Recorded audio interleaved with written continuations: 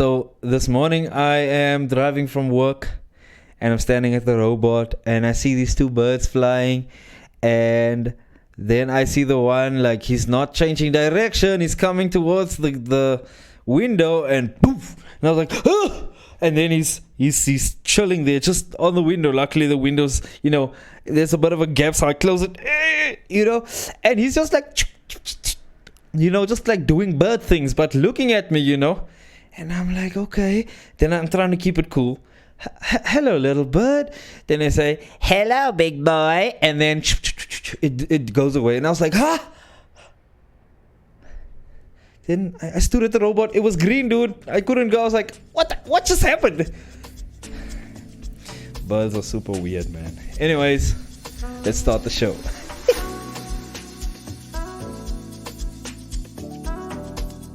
Hello and welcome, everybody. Welcome. Thank you for joining me, for being all over the show. And that's what we're doing here right now. We are all over the show, and truly we are. That's just how my brain works, and it's kind of how my life goes, actually. You never really know where you are, You're always going to find yourself in a little bit of chaos sometimes. But I think that's fine, I welcome the chaos, as long as there's a bit of order so now and then, because I think that's just how it fits in, but anyways, welcome. Thank you for joining me. I already said that. Sorry about that. Yeah, man, what's been going on? Well, what hasn't been going on? Thanks for asking. It's funny that you should mention that. And you know what? On Saturday, I went to go watch the Free State Symphony Orchestra perform, and it was absolutely mind-blowing, okay? Absolutely mind-blowing, okay? Now, I'm not a music reviewer or anything like that. My opinion barely matters, okay? And actually, it doesn't, because what do I know, But I will say this, I really enjoyed it. We went to the theater. Fortunately, I live like right down the street from the Saint Duplessis Theater. And that's where the performance was. And they did two pieces, or two works, let's put it. They did two works. And the one work was, I think, a Bernstein thing. And I don't really know what that was, It was some kind of psalm collection or something, but I wasn't familiar with the piece, but it was still beautiful. There was a choir, and I love choir music. Being a choir conductor myself, I absolutely love choir music, and obviously the orchestra, really skillfully accompanied them. There was even a little boy. He might be 10 or 11, and he's singing so beautifully. Wow, it was incredible, right? It was basically like, it looked like I think it was the Free State University Choir, or University of the Free State Choir, and the Bloemfontein Children's Choir, and they sort of collaborated with the Free State Symphony Orchestra, and I love that. I absolutely love that kind of let's call it configuration, of choir, orchestra. It's really awesome. I really like that. And then I also like this collaboration that happens, because I think in Bloemfontein, man, we can all benefit from collaboration, And I was thinking about this the other day. I don't know if there's anybody else doing a podcast in Bloemfontein, in the city that I live in. I don't know, So if there is someone, let me know, because that would be someone that's interesting to speak to, or that I would be interested in talking to, And I'm talking about I'm talking about an independent podcast. I'm not talking about like a podcast that like is done by the a media company or whatever, because you get those like radio stations will have like the radio, and then they'll also have like, if you go on their website, you can access their podcasts and all that. So that's a curious thing, but it's fascinating, man. So I wonder, am I the only one? Am I the first one? And if I am the first one, I'd like not to be the only one as time goes on, because I think that this is a platform that is going to be appreciated. First of all, appreciate in value, that's for sure. and definitely appreciated as not only a form of entertainment, but a form of discourse, of thought, and of speech, I think. Because, you know, if the media, the current mainstream media, loses its integrity even a little bit, if it loses its integrity even a little bit, which is always possible if they are controlled by large corporations, by finances that come from these companies that have some sort of political sway. It can happen. It really can happen. I don't think any news outlet is immune to that, unless they receive anonymous funding, which I think should maybe be mandated, even anonymous funding. And also, what else? Yeah, I think anonymous funding is a big one. I can't really think of much else that would protect, I think, the free media, But I also know that, social media is becoming much more of a prevalent thing. And I mean, for me, I exclusively find my news from social media. You go on Twitter, there's all these news outlets that you can follow that will provide you with news or a link to an article, or even on Facebook, people are posting. So, and I don't really spend that much time on Instagram, to be honest. And I wonder why. But also lately, I've just been avoiding social media, man. It's such a time consumer, and it's like, and it's scary, because your time can just be sucked up like that. You don't even realize that you were there for like 7 hours just scrolling. Oh my word, look at that cake. Oh my word, he's eating so much. Oh my word, look at the ice in the freezer. What is happening, dude? Why do we find that entertaining, man? Human beings are super weird. But yeah, I was thinking about that a lot. Like, am I really the only one? I can't be, man. I can't be in this world where podcasts are truly on the rise. As a form of entertainment, and like I said, a place for people to go to. Instead of watching Netflix, or instead of even listening to music. I am a musician, right? But I listen to podcasts more than I do music. Isn't that interesting? So, but that's me. That's me. I just find it fascinating, man. Just the types of conversations that people can have, and I think people find good conversations interesting, even if they are not a part of it. So that's fascinating. And soon we're gonna have people coming in. I can't wait for that, honestly. But anyways, where was I? What was I talking about? Oh yes, I was at the Symphony. So that was the first piece, that Bernstein psalm, chorale, whatever. I don't know what that was, but it was beautiful. Okay, I'll give it that. It was beautiful. And it's interesting to be introduced to a work that you've never heard before, to hear it live for the first time ever. That's always an interesting thing, because you don't know what's going on. It's always like this sort of overwhelming thing. You don't get enough opportunity to really process it and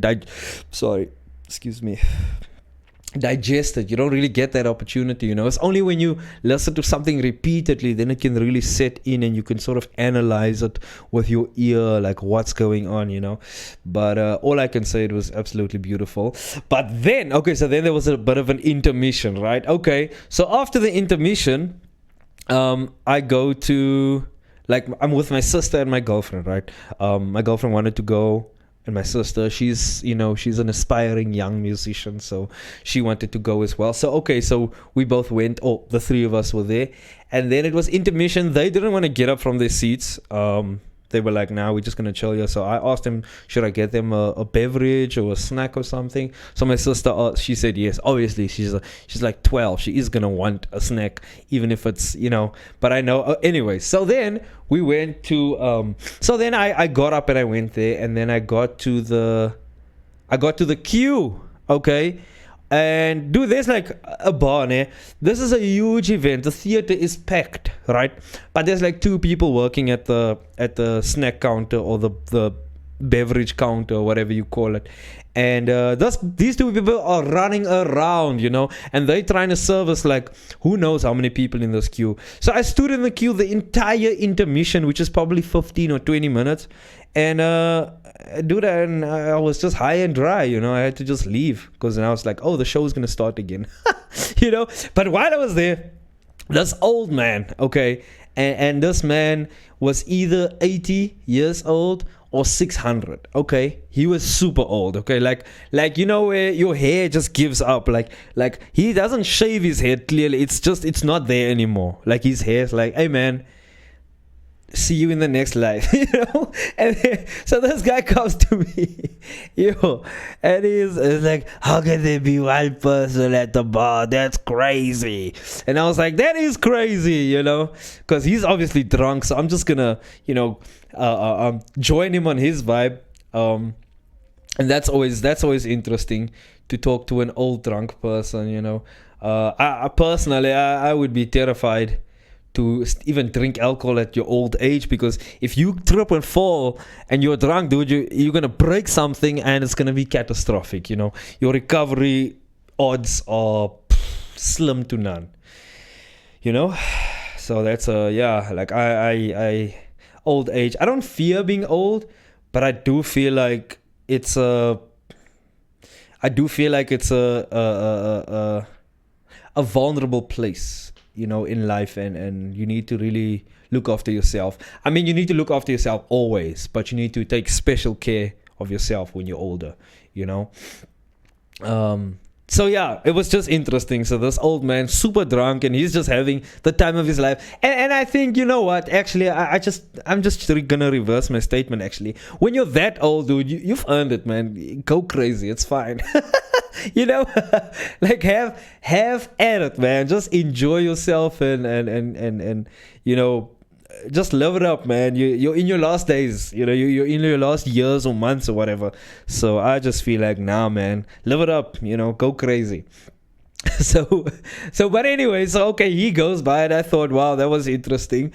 And then I saw this lady. She was kind of tall, wearing high heels, very tight dress. It was like, whoa, like, why is your dress so tight? That thing might rip, But this lady, she's like clearly a bodybuilder. She's walking around like that, She's the top dog. She's really the alpha male of the whole audience, really. And she's just, walking around like that. Is this thing dropping? What's going on here? Anyways, so I love seeing this type of thing, Something I like to do is people watch. When people are standing in queues, they're like on their phone. They're like, oh, look at that. It's snowing in a place I've never been. And while that's happening, I'm looking at this.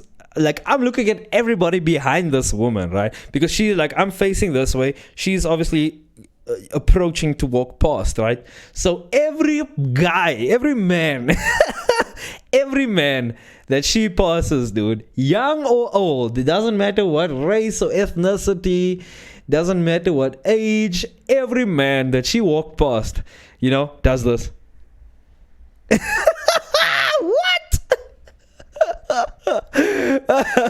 And you know what? I knew it was gonna happen, and that's why I was observing this phenomenon, man. It's always fascinating to see, like, people just like, as soon as they wait, they don't look at her until she's passed. Then they're like,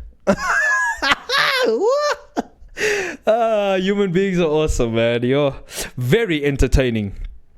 So I had my own little fun there, doing some people watching during the intermission, and then intermission is over, okay, and then I go back to my seat. I tell my sister, sorry, the queue was so long, we literally didn't move until intermission was over.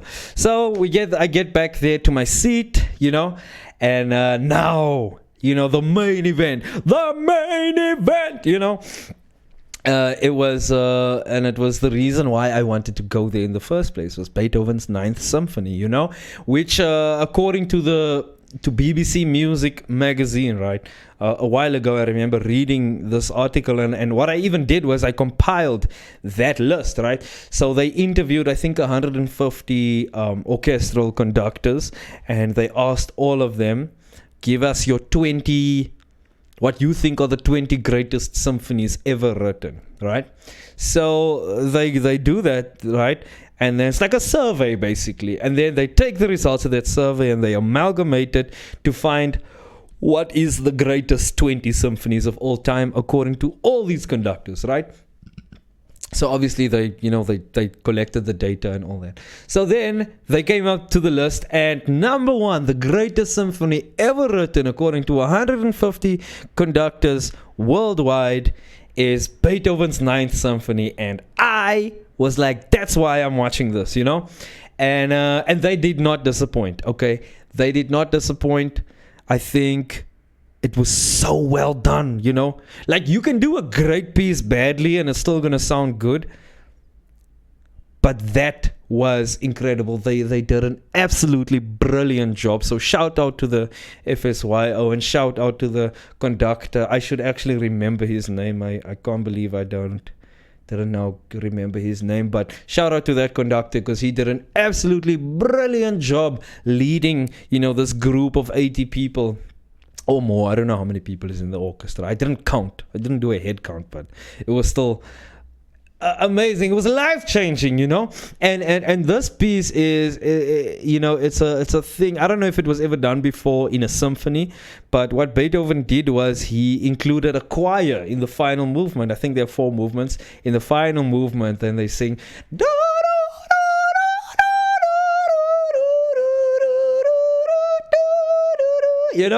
oh my word, like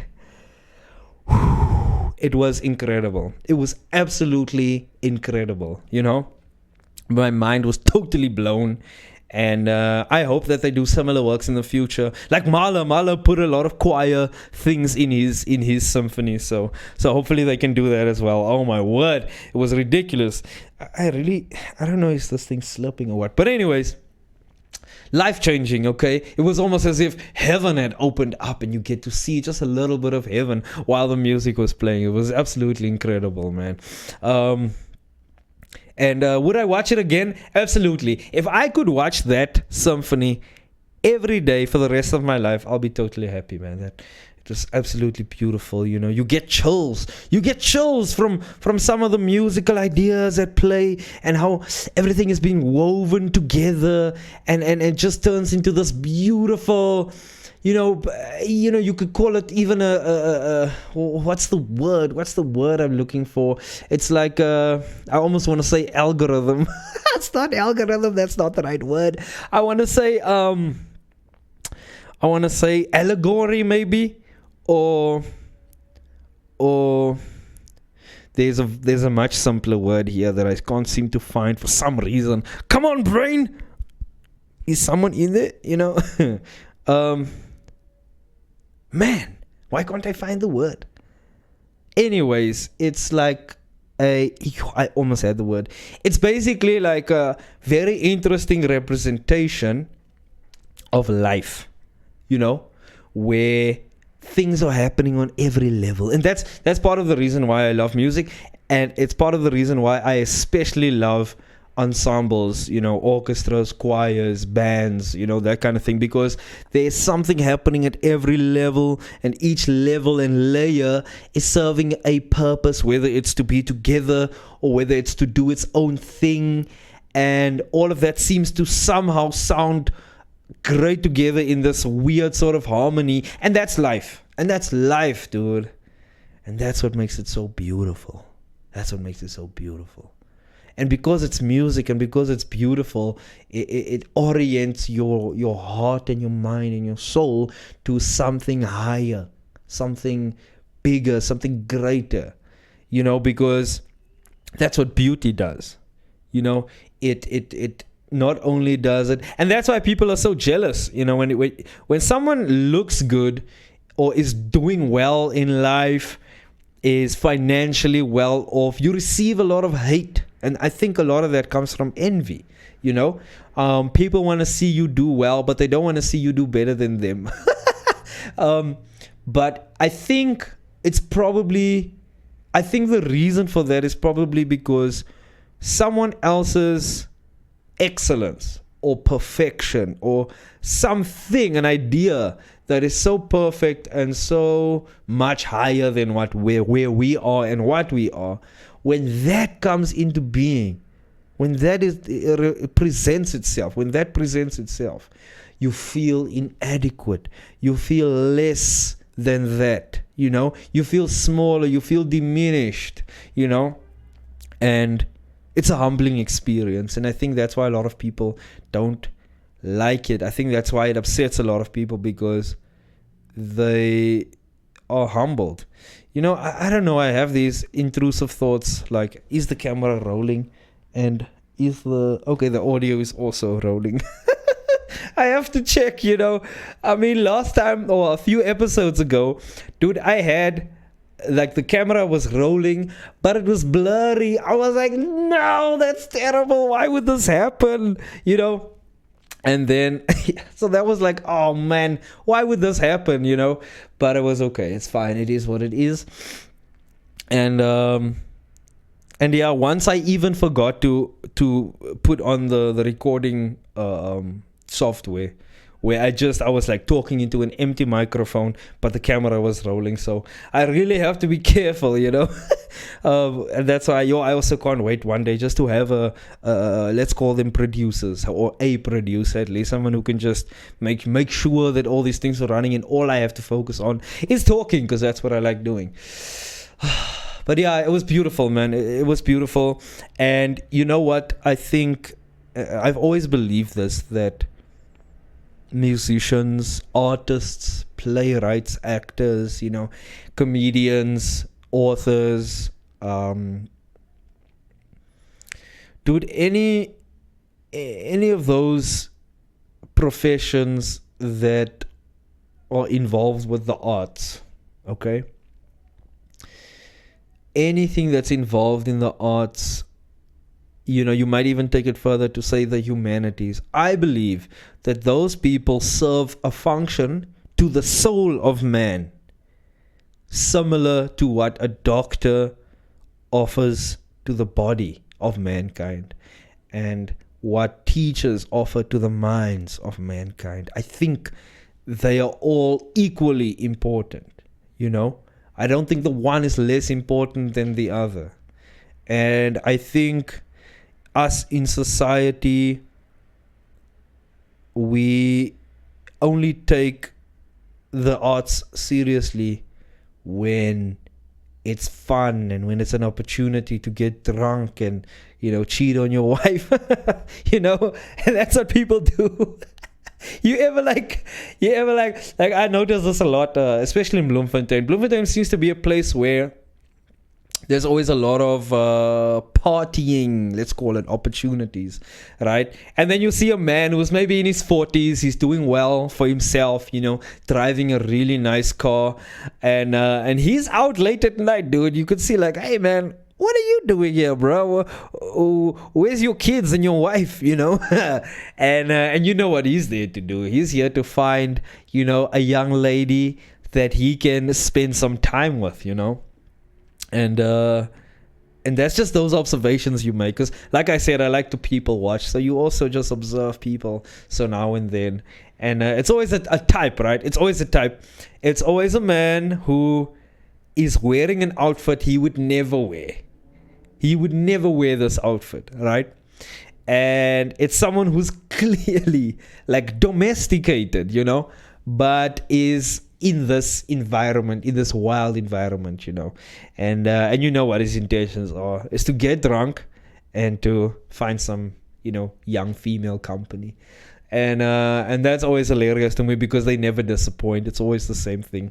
But nonetheless, so Bloemfontein is this place for that, So a lot of music does go on, but it's all about the groove. It's all about the vibes. It's never about appreciating something truly beautiful, something truly well done, something that someone maybe spent their whole life writing down on paper before, before computers were ever invented, and for the sole purpose of giving the public something beautiful, no other intention in mind. Just be like, hey man, I wrote this thing, I think it's beautiful, you guys need to hear it, or even like a painter paints because they want to put down something on canvas that's beautiful, that others can appreciate, like how selfless is that? It's interesting. Yeah, fine, there's the finances of it, but in the arts, man, it's 1% of 1% that people are, okay, maybe not 1% of 1%, maybe a tenth of 1%, and that's the 0.1%, of that's 0.1% of 1%, so that's pretty significant, so but anyways, you can do the math on that if you want to, but it's only those that truly are rewarded financially for their contributions to society, but a lot of what most people do now is everything is fast and loose, right? So a song comes out, it's amazing, it's fun. It's always that thing that it's a fun thing. It's fun, and then it loses its flavor after a while, I guess, because then a new song comes out, and then that's the one that's like in the zeitgeist. And then, but when I look at Western art music, for example, or if you think about something like the Mona Lisa that Da Vinci painted, or the ceiling of the Sistine Chapel, or like a very insanely beautiful sculpture by Michelangelo or Da Vinci or Raphael or whatever, right? The real Ninja Turtles or Donatello, and those are all actually like artists, Renaissance artists, sculptors, painters. It's very interesting actually. why those four names, but anyway, so and it really is, you can look it up, like the Ninja Turtles, dude, they were named after the four great artists of the Renaissance era in Italy, for sure. Anyway, so yeah, that's what happens, right? And then you're not appreciating the art, because sometimes these guys that make this music that just gets consumed and spat out for the next song and the next song, those guys are actually really talented, but they will never really be able to fully express and display their abilities, because it's not what brings the money in, and I think if I can help it, I would like that to change, where we appreciate people's creativity, and not just creativity, but even their ability to perform the creativities of others, But yeah, so yeah, that's obviously something that's close to my heart. Obviously, I'm biased in this matter because I myself am a musician and I enjoy performing. I do enjoy practicing more than performing. It's just that the process for me is really where the appeal lies, because that's where you really get to like learn and get to know a piece of music, or get to understand the composer's personality a lot better. It's fascinating. They, a lot of these composers, whether you're a jazz composer or a classical or romantic or baroque composer, whatever, whatever, the more you play their music, you almost get an idea of who they are, because they pour everything that they have onto that music. Every single piece has all of what they are in there, different aspects of their personality. And the best musicians out there in the world are the ones who are able to carry over to the listener that composes personality, you know. And sometimes their own personality shines through as well, and that's also a beautiful thing, you know. And I think that can be appreciated more. I think we're losing touch with culture and with art in our society, man. I think you know, the pursuit of pleasure seems to be more important than experiencing something profound, like Beethoven's Ninth, or like viewing the Mona Lisa, or whatever, you know. So yeah, I find that to be quite an important thing that we have and need in our society. Yeah. So obviously a lot of thoughts come out of that experience of Beethoven's Ninth, and I think, I mean, imagine, I think we're all better off experiencing that kind of profound work of art, because look at what it does. It makes you think, right? It's almost like when you look at the night sky, you know, when there's almost no lights on or whatever, you know. That was one cool thing about load shedding, actually. There's not many cool things about load shedding, but that was definitely one of them, where when the lights were off, man, you get more stars. You see just a little bit more stars, you know. Light pollution, I think, is maybe, I wonder, isn't there a way we can sort of remove light pollution without losing lights? You know, there has to be a way, right? There has to be a way. We're so smart as a society. Like, we've created AI now. We've created these thinking, you know, programs.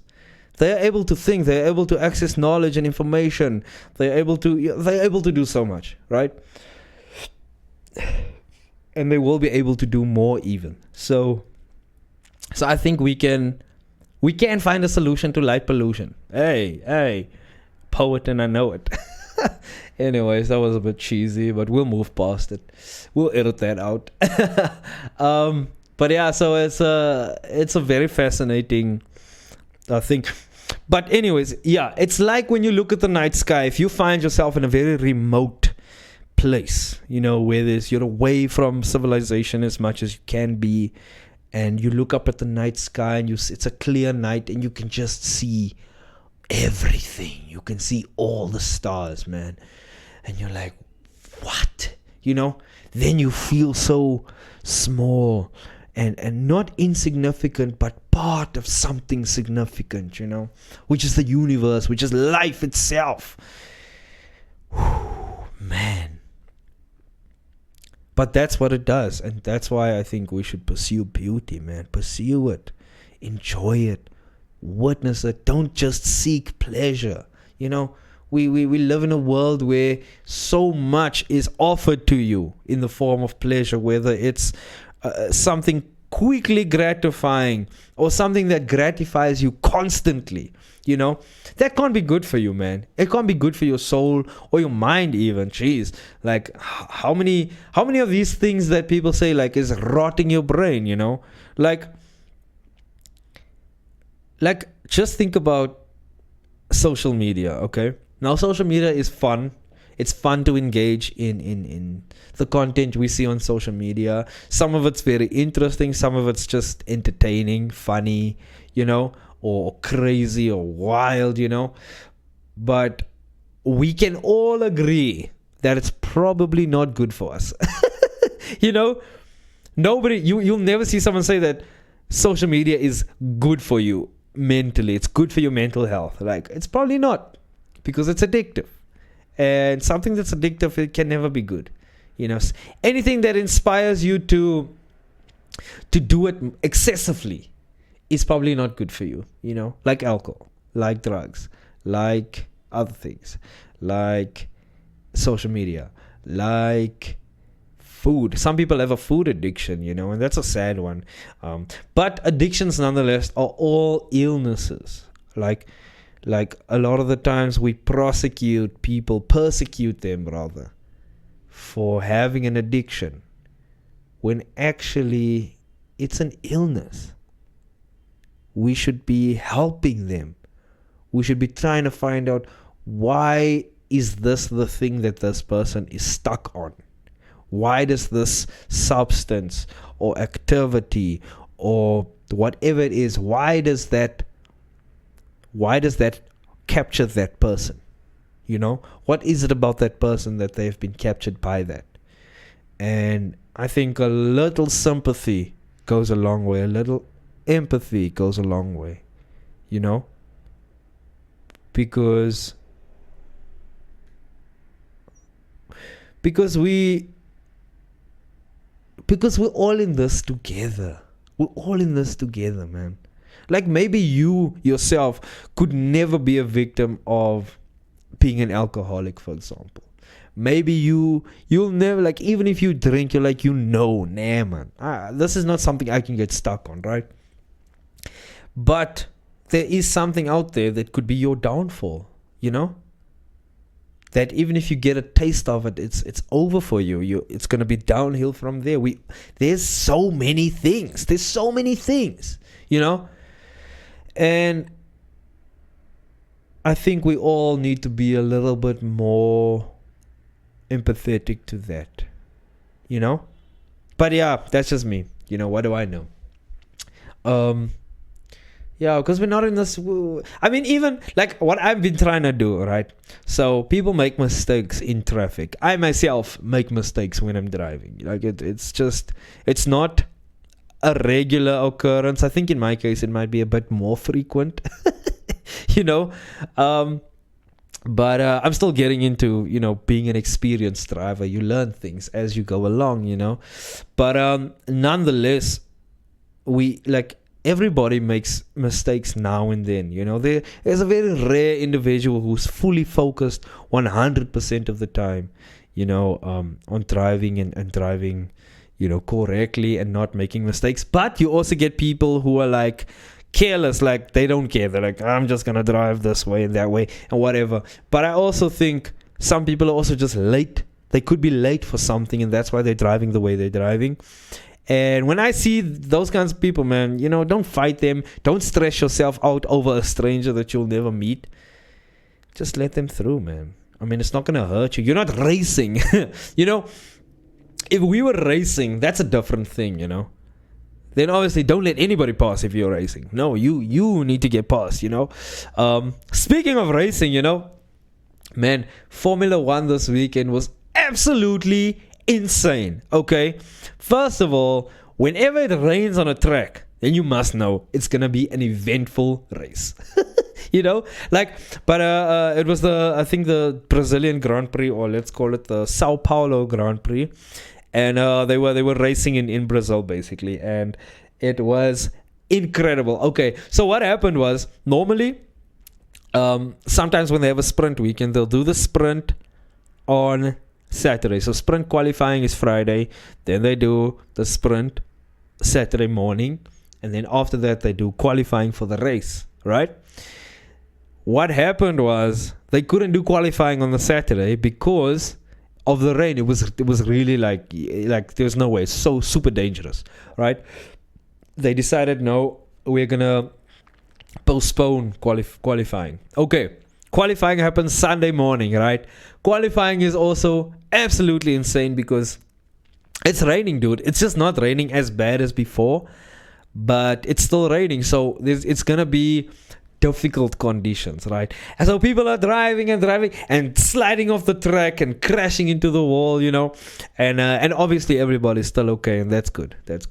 But the other thing is that's where you can see how well people are doing and how badly people are doing, you know, like you can see where the real experience comes in. But I will say this, in all fairness, some of the most experienced drivers slipped off the track as well. So it's really, you know, I guess there's some luck involved for sure, right? But nonetheless, that's always super entertaining. Then, so Sunday is qualifying. They had to stop qualifying at some point because too many people had crashed, and then whatever the lineup was that, right? And the current leader in the championship, a 3-time world champion, Max Verstappen, he's won the last 3 world championships, 2021, 2022, 2023, and he's in the running for being a 4-time world champion because he's leading the table, the driver table, and he is doing extremely well. But he was out in the first qualifying session. So how it works is there's 3 qualifying sessions, right? Q1, Q2, Q3. Q1, if you are the bottom 5 drivers in Q1, there's 20 drivers. So if you're in the bottom 5, then you're out, okay? So 20, 19, 18, 17, 16, you're out. Okay. Then Max Verstappen, he finishes in Q2. He's out in Q2, right? And for whatever reason, maybe there's some performance issues with the car. Actually, what happened was there was a crash during qualifying that ended qualifying, so he couldn't improve on his lap time. Cool. He also has a grid penalty, so he got dropped down to 17th. He had to start the race in 17th position. This is last, second last, third last, fourth last in the race, okay? And this legend, okay, in the first few laps overtakes 10 cars, dude. He overtakes 7 cars. He overtakes 7 cars. After that, he overtakes even more cars. Eventually, he's leading the race and he wins, dude. Obviously, there was some drama in the middle because there were some poor decisions that were made by the other teams. For example, McLaren and Mercedes called their 2 drivers. Now, they're like I think the Mercedes car, George Russell's Mercedes, was in the lead of the race. Lando Norris, who led the qualifying, meaning he started the race in first position, was in second position. They called these 2 guys in a bit early, okay, to give them new tires. Fine, they go and they get their tires, then there's a crash. The race has to be stopped and restarted, right? Everybody else also gets new tires in that time. So they lost positions when they went in to go and change tires. And then they ended up, like 6 and 7 or something, So that was brutal because they were like, wow, so we just went in to get new tires for nothing, That's super painful, right?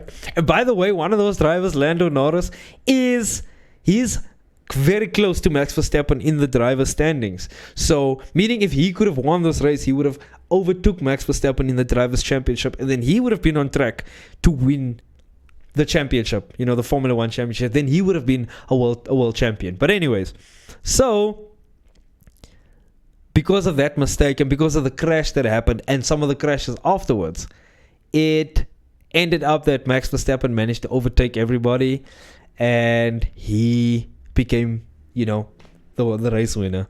And it was absolutely amazing. Like, I was glued to the screen, dude. I could not look away. I was even hungry during that time because there were so many delays that the race started at like 5:30. It was supposed to end like, almost at 7, but it was already 8 o'clock. I had not eaten supper yet, dude, and I'm watching. I'm like, I don't care if I'm hungry. I want to watch. I'm not missing a thing, Whoo! Formula 1 is amazing, dude. What a sport, But I don't know. It's not for everybody. It's because some people are like, or most people that I speak to about it, they're like, oh, it's so boring. They're going around the track. Everything looks the same. I'm like, you don't get it. It's not for you. It's not for you, man. And I like thinking about that. I like thinking about the idea that something is not for you. And I don't mean that in a way that you need to doubt yourself or lose belief in yourself if you have a goal or anything. I know that I've had weak moments like that where I'm like, you know what, Xavier, maybe music isn't for you, which is a wild thing to tell myself because it's all I've been doing my whole life is playing music. How can it not be for me? But yeah, so what was I saying now? I totally forgot. There's another cool reason why I need to have a producer here, because then he can just say, hey man, you were saying this just now, and like, oh yeah, then I can just carry on, What was I talking about? I was talking about Formula 1, that it's not for everybody. Oh, the idea of something not being for everybody, right? I think when when you have a place in your life, and this is what I've picked up a lot from reading, the Stoics, like, or rather reading Epictetus. It's very interesting. But Marcus Aurelius and Cato and Seneca, they all say similar things about this, that your position in life is your position. When opportunities present themselves to you, those are your opportunities. Those opportunities are for you. Don't be mad. Don't be upset. Don't become resentful and bitter when something that's not for you is happening for someone else, but you in your heart of hearts want that rather to be you instead of them. And if you think about it, it is kind of silly. If it's not for you, why are you getting angry, And we've all been there. Like, I need to tell myself that sometimes, And it's normally when I see like a 4-year-old kid just absolutely crush it on the piano. You're like, I hate this kid right now. And that's just an envy thing. It's human, But obviously we need to guard against that. But we are so... I think that's why we need to just put our ego aside in everything. Put your ego aside in everything, dude. Because it doesn't really serve us well, does it? To have an ego, it does not serve you well. It causes you to mistreat people. It causes you to be bitter. It causes arrogance, man. It creates arrogance. Ego is the thing that creates arrogance. You also have a lot of entitlement. You don't want those things. Those are not good for you. Those are not good for your brain. It's not good for the people around you either, So once you let go of ego and you realize, wow, I'm so happy that happened to that person, And you can even look at the reverse of it, right? When something bad happens, you can hate. You can be like, why must this happen to me? You can get bitter and resentful that I can't believe this happened to me. It's like, okay. Would you rather have it happen to somebody else? Would you want to transfer your burden and your terrible experience? Would you want to take that and have someone else suffer? Then you have to think a bit. Wow, do I want that? Because maybe it's better that I have it, because maybe I can handle it. And maybe it's not good for the next person, because maybe that person wouldn't be able to handle it. Also, things are just going to happen whether you like it or not. So you might as well just accept it, right? You might as well accept that some good things are not going to happen for you, but going to happen for other people. And you might as well accept that bad things are going to happen to you and not for somebody else, And so yeah, that's the thing. And I think if we live that way, if you think that way, you'd probably be a happier person, man. And I guess that's what I'm trying to be. I'm just trying to be a happy person. I spent so much of my teenage years and some of my, let's call it the first few years of my adult life, just being unhappy. And that leads you down a road of darkness where you're resentful and bitter and depressed. And you wonder why you're depressed, but it's because you're so stuck on all this other nonsense, man. Stuck in comparisons and being envious and being resentful and you're just stuck in those things. But then once you let that go, man, and it's really all ego. It's really all ego, man. And I think that can be everybody's mission, is to just make sure you put your ego down, as far down as you can. It mustn't rear its ugly head, because it's not good for you. But it is something that if you battle against it, it becomes a worthy opponent. Because the more you fight against your ego, the more you're able to overcome your ego, the more you're able to resist that urge. Because it's in us, it's built into us. You can't get rid of it. But the more you're able to resist it, the stronger you become against it, right? The better your life will go. The better your experience will go. Because that's the other thing, right? And Epictetus said this. I read it the other day, actually. Sometimes it's not what happens to you that you don't like.